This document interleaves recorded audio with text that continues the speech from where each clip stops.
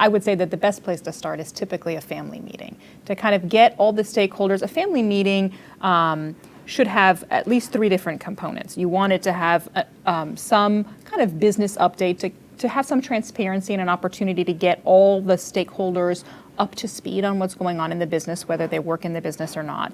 You want to have some education component or learning a skill and learning how to collaborate together. And you really need to have a fun component, right? I mean, because the other opportunity that a family meeting provides is a forum to build and invest in your relationships as a family. Typically, my recommendation is for a family meeting to be as inclusive as is possible.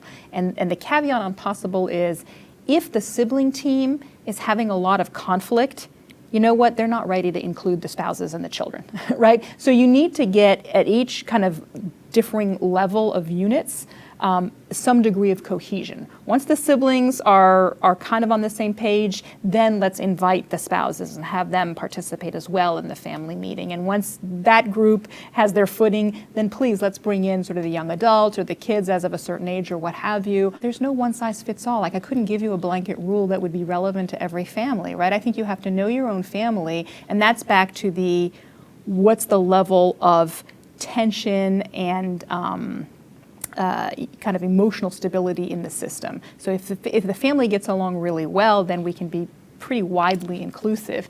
If there's a lot of angst and some family tension, you're not going to have productive meetings in that context.